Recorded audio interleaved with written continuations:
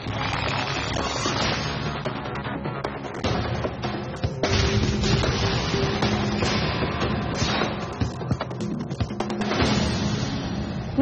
आप देख रहे हैं कंज्यूमर की आवाज बुलंद करने वाला शो पहरेदार। आज हम फोकस करेंगे इंश्योरेंस सेक्टर पर। कंपनियों की मनमानी से कैसे निपटे आप? प्रीमियम का अचानक बढ़ जाना क्या सही है? क्या कमियां हैं इंश्योरेंस प्रोडक्ट में और क्यों कंज्यूमर दर दर भटकने के लिए मजबूर है? इंश्योरेंस हम सभी के लिए एक अहम जरूरत बन गई है, लेकिन जिस बुरे वक्त के लिए हम इंश्योरेंस खरीदते हैं वो बुरा वक्त जब आता है तो सैकड़ों कायदे कानून गिनाए जाते हैं। भले ही आपने रेगुलर प्रीमियम अदा किया हो, प्रीमियम के हर हाइक को मुस्कुराते हुए झेला हो, लेकिन क्लेम के वक्त कंपनी आपके आंसू निकाल सकती है। तो इन कमियों की वजह जानने और इन्हें दूर करने के क्या रास्ते हो सकते हैं, समझने के लिए आज पहरेदार में है इंश्योरेंस सेक्टर की अच्छी समझ रखने वाले 4 stake holder, insurance information bureau के सीईओ आर राघवन, और तुरंत हमारे साथ जुड़ेंगे इंश्योरेंस कंपनियों के प्रतिनिधि भी, जो कि एक जनरल इंश्योरेंस काउंसिल के सेक्रेटरी जनरल हैं आर चंद्रशेखर, लेकिन हेल्थ इंश्योरेंस एक्टिविस्ट हैं 2 हमारे साथ, एक गौरांग जमानी मुंबई स्टूडियो से और दूसरे कंज्यूमर मामलों के वकील ध्रुव कुमार लखनऊ स्टूडियो से। आप सभी का स्वागत है। शुरुआत करते हैं गौरांग, मुझे ये बताइए, हेल्थ इंश्योरेंस के कंज्यूमर हमारे पास ये शिकायत भेज रहे हैं कि उन्होंने एक हाइक देखा है, लगभग सभी कंपनियों ने प्रीमियम बढ़ा दिया है। क्या आप भी इस समस्या का सामना कर रहे हैं कि आपके पास भी कंज्यूमर आ रहे हैं कि कहीं ना कहीं प्रीमियम जो है वो हाइक हो गया और इसका कैलकुलेशन जो है समझ के परे है? हाँ, प्रीमियम तो मैंने भी कुछ लोगों से सुना है कि हाइक हुआ है। उसके कई कारण हो सकते हैं और इंश्योरेंस कंपनी शायद बताती है कि IRDA के नए रेगुलेशन उसका एक कारण हो सकता है। जो PIL मैंने किया था लगभग 4-5 साल पहले, और बॉम्बे हाई कोर्ट के ऑर्डर के अनुसार IRDA ने नए हेल्थ इंश्योरेंस रेगुलेशंस लागू किए थे 2013 में। PIL ने इस पेपर वर्क को कम किया है, लेकिन मिस्टर राघवन, मेरे सवाल का जवाब क्या आप मुझे दे सकते हैं? क्योंकि आप डेटाबेस क्रिएट करते हैं, प्रीमियम फिक्स करने में आपकी तरफ से काफी कुछ डेटा जाता है IRDA के पास। ये इजाफा हम क्यों देख रहे हैं? हेल्थ इंश्योरेंस के प्रीमियम में ये इजाफा हम क्यों देख रहे हैं? हाँ, देखिए, हमारा पास सारी इंश्योरेंस कंपनी से हेल्थ इंश्योरेंस पॉलिसीज का डेटा और हेल्थ इंश्योरेंस क्लेम्स का डेटा आके रहता है, लेकिन इसमें ये डेटा सब अनोनिमस है। मतलब कोई भी पॉलिसी होल्डर, कोई भी क्लेम करने वाला, इसका नाम हमको नहीं पता चलेगा क्योंकि एंटायरली अनोनिमस डेटा है। सो ये डेटा सब हमारा पास सारी इंश्योरेंस कंपनी से आके हम क्लीन अप ज्यादा कर सकता है। वो क्लीन अप करने के बाद ये डेटा का वजह से हम लोग एनालिसिस करता है। लेकिन राघवन साहब, मुझे ये बताइए कि क्या हेल्थ इंश्योरेंस प्रीमियम बढ़ाने की जरूरत क्यों आ गई है?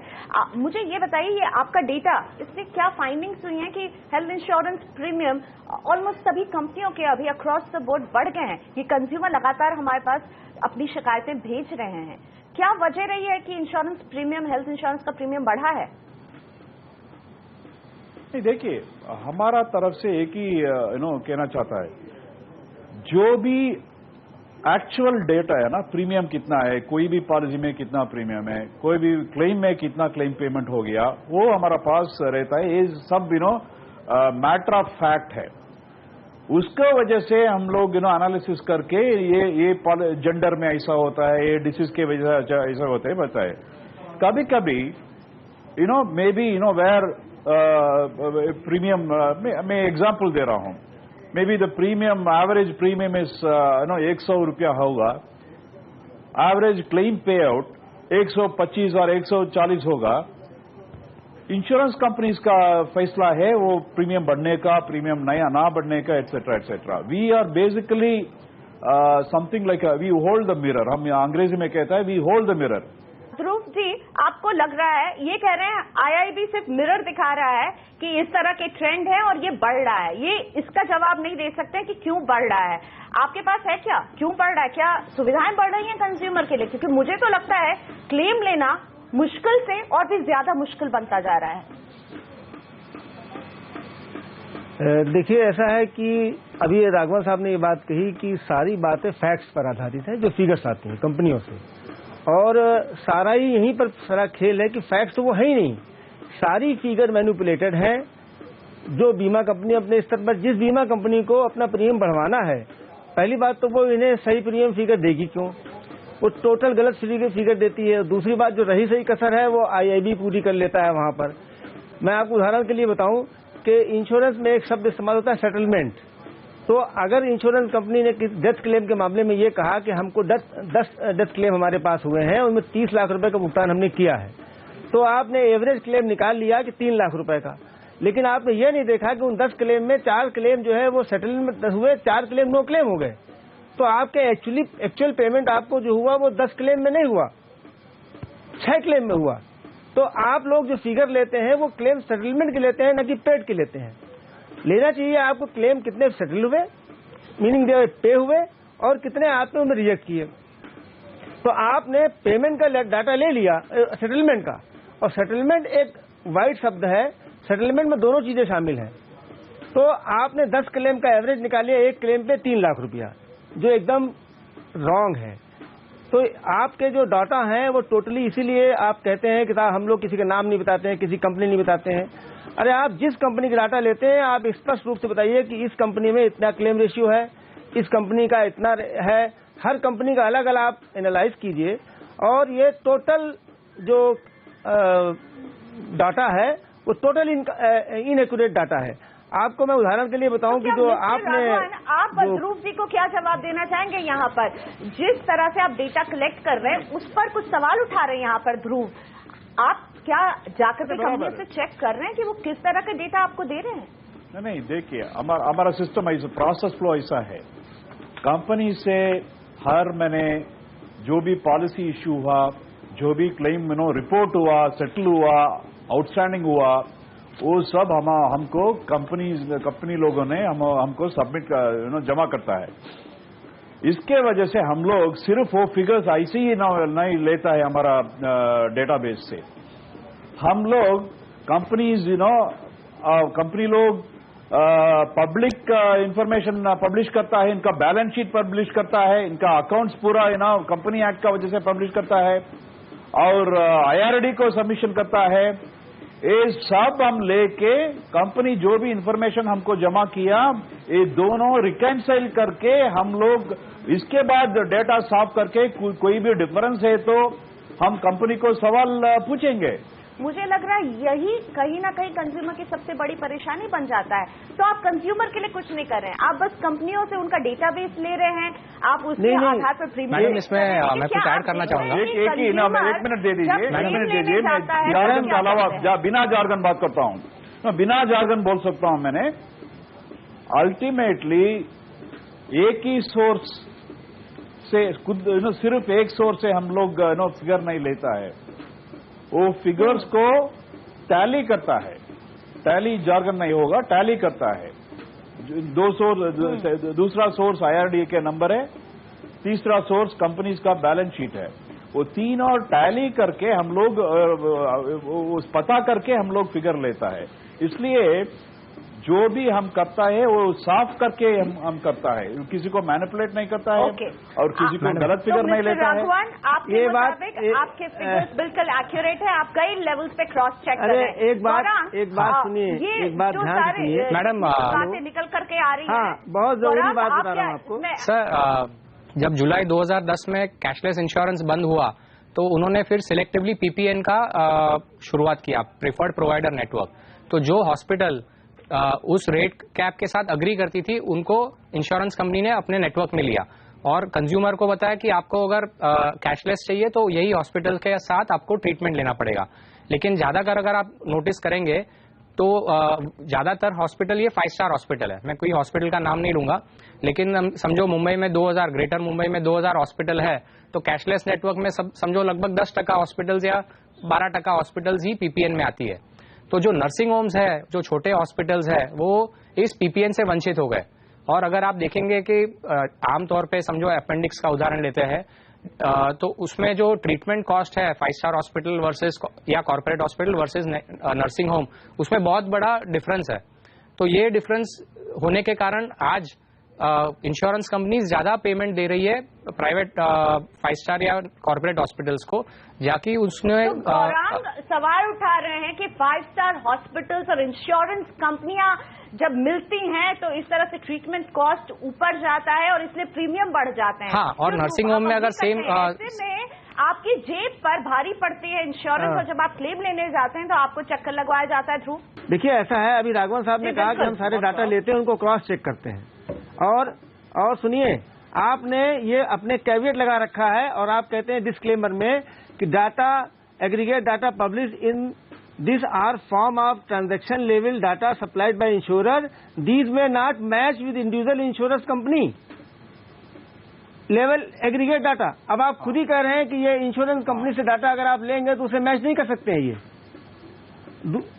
देखिए कुमार साहब, दूसरी बात कह रहे हैं कि क्लेम फिगर, हेलो एक सेकंड बता रहा हूं मैं आपको, 1 मिनट, आपने ये बात कही है finding are not complete conclusive and anyone making use of the same are advise to make their independent assessment of the accuracy.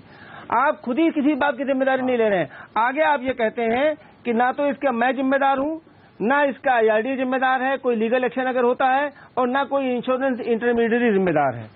सवाल इस बात का है कि जब आप जिम्मेदार किसी बात के हैं ही नहीं, तो पब्लिक में ये कैसे इंप्रेशन जा रहा है कि साहब एक बड़ी इंडिपेंडेंट संस्था है IIB नाम की, और वो बड़ी ईमानदारी से काम कर रही है, सारे डाटा बड़े एक्यूरेटली चेक कर रही है, क्रॉस चेक कर रही है, जैसे अभी आपने बताया। तो ये सवाल इस बात का है कि फिर बात तो मजाक बन के रह गई IIB।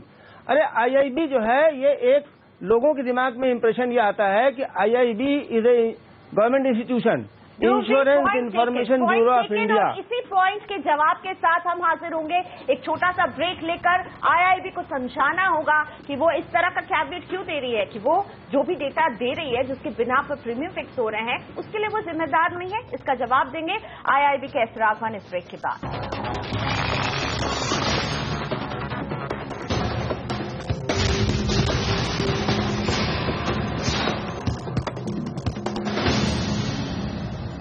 Welcome back. आप देख रहे हैं पहरेदार। अगर आपको भी ये परेशानी सता रही है कि कैसे आपके हेल्थ इंश्योरेंस का प्रीमियम अचानक से बढ़ गया है, दुगना तिगना हो गया है, तो इसी सवाल को हम रख रहे हैं इंश्योरेंस सेक्टर के स्टेक होल्डर्स के सामने। मेरे साथ आज के खास शो में है इंश्योरेंस इंफॉर्मेशन ब्यूरो के CEO आर राघवन, इंश्योरेंस कंपनियों के प्रतिनिधि के तौर पर जनरल इंश्योरेंस काउंसिल के सेक्रेटरी जनरल आर चंद्रशेखरन जुड़ चुके हैं, और हेल्थ इंश्योरेंस 2 एक्टिविस्ट गौरांग जमानी और ध्रुव कुमार मेरे साथ पहले से ही शामिल हैं। मिस्टर चंद्रशेखरन, आपसे पूछना चाहूंगी, क्यों कंपनियों ने इस साल अभी तक देखने में आ रहा है कि प्रीमियम बढ़ा दिया है? ऐसा कौन सा कॉस्ट बढ़ गया है कि अब आपको ज्यादा प्रीमियम अदा करना पड़ेगा?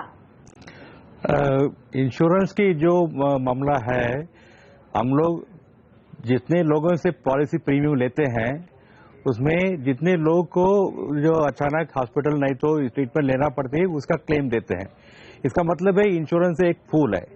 अगर जो मेडिकल कॉस्ट है वो ट्रीटमेंट का कॉस्ट बढ़ता है, नहीं वो नंबर ऑफ पेशेंट ज्यादा लोग ट्रीटमेंट के लिए जाते हैं, ये जो क्लेम का जो कॉस्ट है जो बढ़ते जा रही है, इसको जो पूल्स ऑफ पीपल जो इंश्योरेंस करते हैं उससे ही लेना पड़ेगा। इसीलिए जो मेडिकल कॉस्ट जो जा रही है ऊपर, number of people taking claim, more frequency of claim बोलते हैं, वो ज्यादा बढ़ते हैं, और सीवियरिटी भी है। अगर ट्रीटमेंट में ज्यादा कॉम्प्लिकेशन हो गया तो कॉस्ट बढ़ती है। ये सब मिला के अगर अगले साल में जो पॉलिसी रिन्यू करते हैं उससे ही हम लोग जो प्रीमियम कलेक्शन करते हैं, इसीलिए जो बढ़ते हैं। जो मेडिकल कॉस्ट है, ओके, तो ट्रीटमेंट कॉस्ट बढ़ गया है, मेडिकल कॉस्ट बढ़ गया है, ये कहना मिस्टर चंद्रशेखरन का। मिस्टर राघवन, आपके पास आना चाहूंगी। आप डेटा कलेक्ट करते हैं, लेकिन यहाँ हमारे साथ इंश्योरेंस एक्टिविस्ट वकील ध्रुव कुमार हैं, जिनका कहना कि आप जिस तरह से डेटा कलेक्ट करते हैं और वो डेटा बिना बनता है प्रीमियम फिक्स करने के लिए, उसमें कई त्रुटियां हैं, और सबसे बड़ी त्रुटि है कि आप खुद उस डेटा के अंत में कहते हैं कि हम इसके लिए जिम्मेदार नहीं है, हम अलग अलग सोर्सेज से ले रहे हैं डेटा, लेकिन हम इसके लिए रिस्पॉन्सिबल नहीं है। ये ध्रुव जी का सवाल था, इसके जवाब में आप क्या कहना चाहेंगे? देखिए, हम ये सारी डेटा को कस्टडियन रोल खेलता है।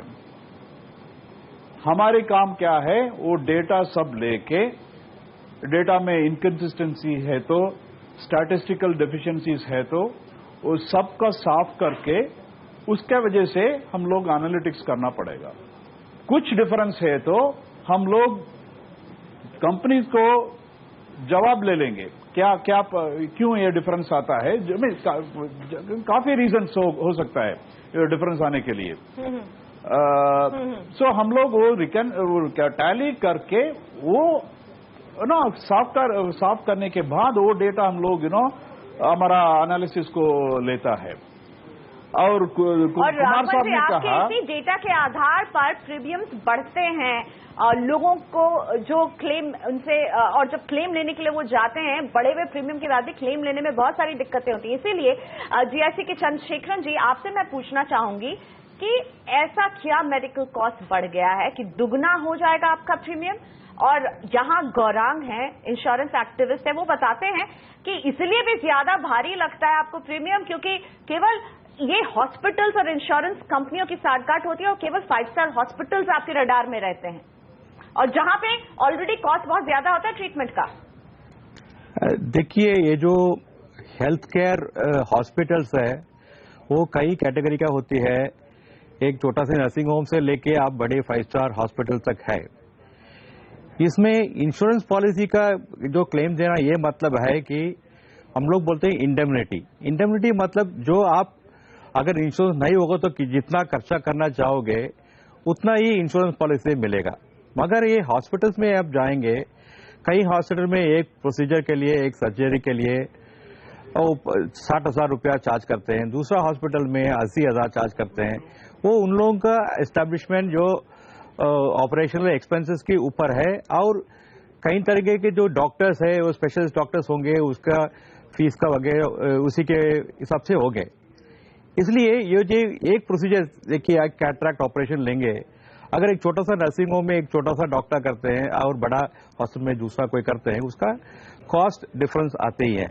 अगर इंश्योरेंस में आप इधर नर्सिंग होम में भी कर सकते हैं, बड़ा हॉस्पिटल में भी कर सकते हैं। सो इसलिए ये जो कॉस्ट मेडिकल इन्फ्लेशन बोलते हैं उसमें ये इनोवेशन और क्या बोलते हैं वो इम्प्रूवमेंट इन मेडिकल टेक्नोलॉजी की वजह से जो कॉस्ट होती है वो एक बात है। दूसरी जो एस्टैब्लिशमेंट एंड ऑपरेशनल कॉस्ट की वजह से जो हॉस्पिटल्स वगैरह करते हैं वो अलग है। दोनों मिला के एक क्लेम में आ रहा है, इसीलिए एक कंट्रोल करना बहुत मुश्किल है। हमारा इंश्योरेंस कंपनी की तरफ से ये जो कॉस्ट को कंट्रोल करना, उसी से प्रीमियम को कंट्रोल करना बहुत मुश्किल है। वो हॉस्पिटल्स अपना एक्सपेंडिचर पूरा रिकवर करना चाह रहे हैं, इसीलिए ये तो यानी कि हॉस्पिटल अगर बदलेगा, एक छोटे नर्सिंग होम में आप एक ट्रीटमेंट करवाएंगे उसकी कीमत कुछ और होगी, बड़े में कुछ और होगी, लेकिन आपके प्रीमियम फिक्स हो रहे हैं वो बड़े 5 स्टार हॉस्पिटल से, माफ कीजिएगा, जिससे मैं होटल कह रही हूँ, लगते भी कुछ होटल जैसे ही हैं, कुछ बड़े बड़े हॉस्पिटल। तो सवाल कई हैं, लेकिन इन सवालों का रास्ता क्या हो सकता है, इन सवालों का जवाब क्या हो सकता है जिससे कंज्यूमर ले राहत की सांस। इसी एक सवाल के साथ हम अभी वापस आ रहे हैं।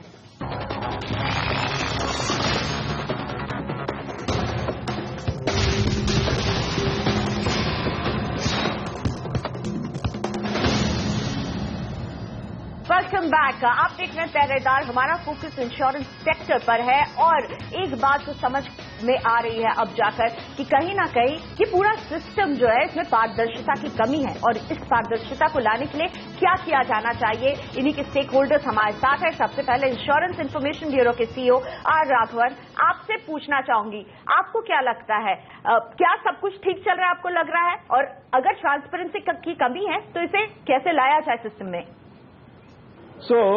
मेरे को क्या लगता है, हॉस्पिटल प्राइसिंग में ज्यादा ट्रांसपेरेंसी होना चाहिए और ये ट्रांसपेरेंसी की वजह से सरकार भी हमारा सेंट्रल गवर्नमेंट भी कुछ कुछ करके रहता है और हॉस्पिटल एसोसिएशन भी कुछ कुछ करके रहे हैं। इलेक्ट्रॉनिक मेडिकल रिकॉर्ड मैं एग्जांपल दे रहा हूं, इलेक्ट्रॉनिक मेडिकल रिकॉर्ड अभी मैंडेटेड है, उसके वजह से सारी हेल्थ रिकॉर्ड्स डिजिटाइज करना पड़ेगा।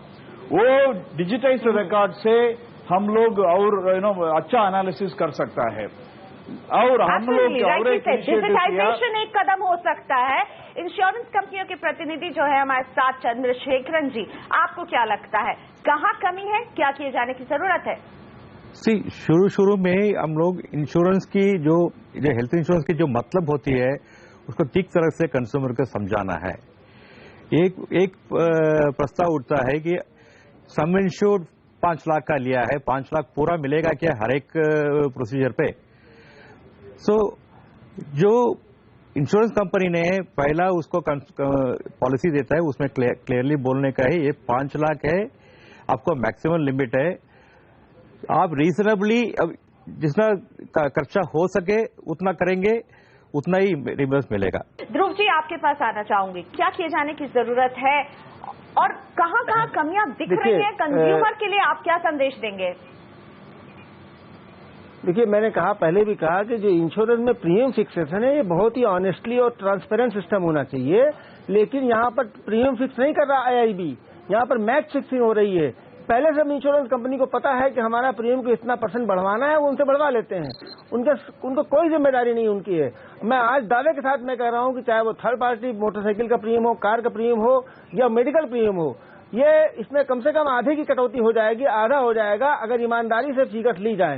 एक जो लॉजिकल कैलकुलेशन है वो कहीं ना कहीं नहीं हो रहा है और इसीलिए कंज्यूमर आखिरकार लूजर बन जाता है इसमें। तो यानी सबसे ज्यादा ओनर ना आईआरडीए पे है, ना इंश्योरेंस कंपनी पर है, बल्कि कंज्यूमर पर है कि वो सोच समझकर अपना फैसला ले, हर बारीकी को समझे, एजेंट के सिर्फ बोलने पर आंख बंद करके अपना डिसीजन बिल्कुल ना ले। तो पैदार में आज इतना ही। सारे मेहमानों का शुक्रिया, नमस्कार।